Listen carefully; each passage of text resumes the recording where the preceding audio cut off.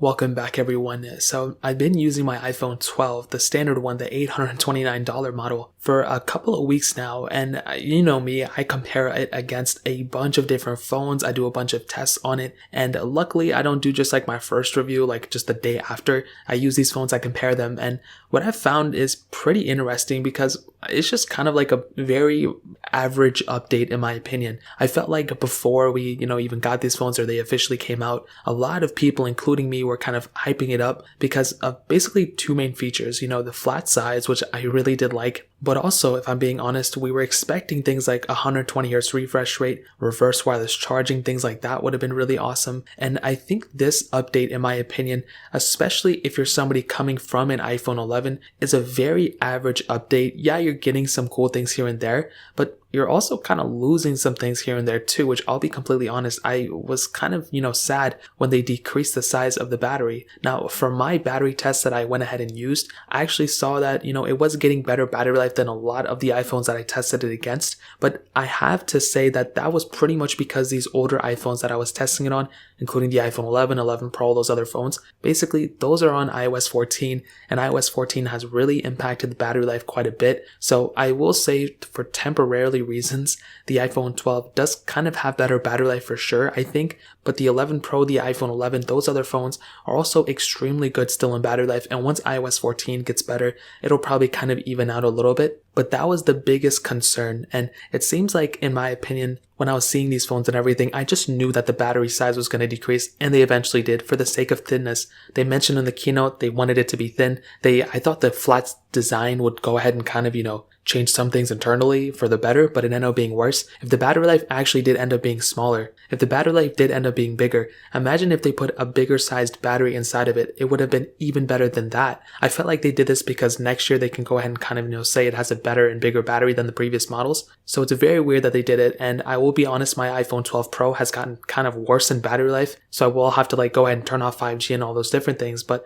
that was pretty much been my main concern. And I will say, even in the battery life department, it's very average. It beat my other iPhones, but like I said, it's very temporary. However, pretty much everything else about this phone has been pretty good, and there hasn't been anything that was truly remarkable or anything that was super crazy. I kind of said this last year, but with the iPhone 11 last year, what was really awesome about it was that they decreased the price tag of it, and that was something I really did like. They could have, changed up a lot of things internally, or even not changed up anything, but I still would have been okay because they decreased the cost of it, and that kind of made a lot of things justifiable.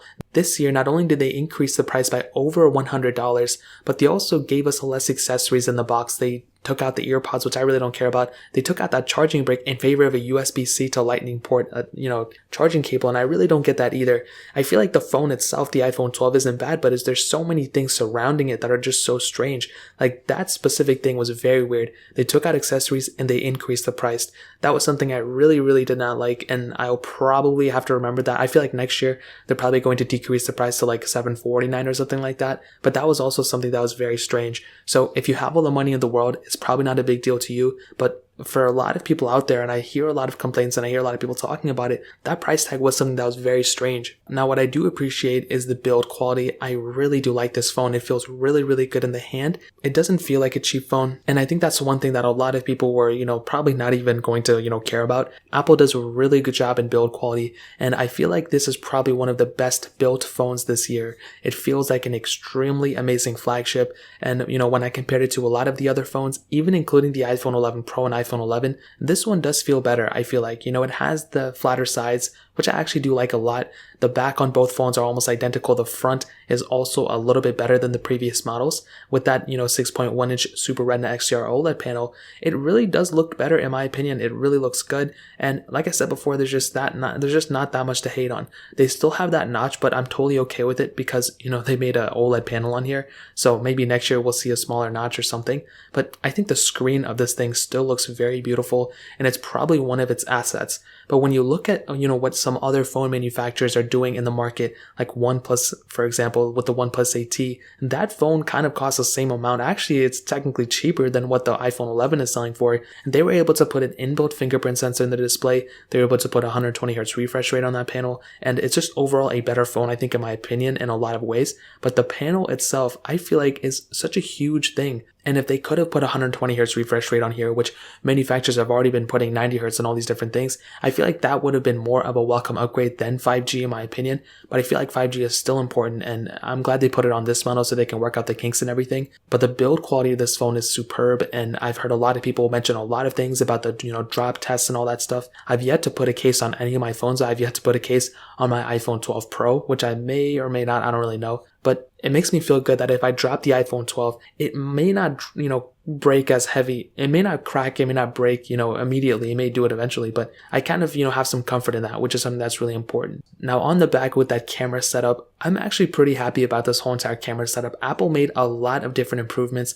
in the software side of things, and it may not look like it. And when I first saw it, I'm like, I was probably going to have, probably the same camera as the iPhone 11, but I've done a video comparison, I've done a photo comparison, and it seems pretty good in my opinion that it's a pretty decent upgrade. They added a lot more filtering in the back photos, which is something I really do like. And, at the end of the day, a lot of the improvements can definitely be made in the software department. Now, this one has that ultra-wide sensor. I wish it did have a telephoto lens, but I think even with its ultra-wide sensor, it's still good enough for a lot of the tasks. And all the photos that I took on it and all the videos that I took on it were actually pretty decent. And I think there may have been a little bit of improvement in terms of the video quality, which is also really good. Still the same 4K at 60. We may get 8K next year.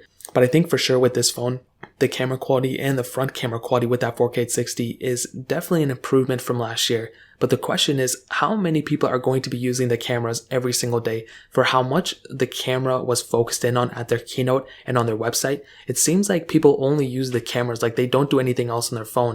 And that's something that's very strange to me, because I use my camera a lot on my devices, to film videos sometimes and all that stuff, but nobody's using it as much as they expect people to use them. Like, it's a very, people probably go whole days without using their camera sometimes, and people do use, their battery a lot in their device, and that's something that's probably a bigger deal. And I don't know why they focus in on the camera that much and they don't focus in on the battery that much, in my opinion. But the camera quality I think is great, but I feel like that's like the last thing people want to care about. I think the performance is something that was very, very interesting in my opinion, because with the iPhone 12 specifically, we're getting the 4 gigs of RAM with that Apple A14 Bionic chip. And from all the tests that I've done, especially when you go to probably like 2 generations behind, from the iPhone 11 to the iPhone 10R and all that stuff, it's pretty much comparable performance. I think the iPhone 12 is faster, but it's pretty much comparable. I don't think one is like way faster than the other one.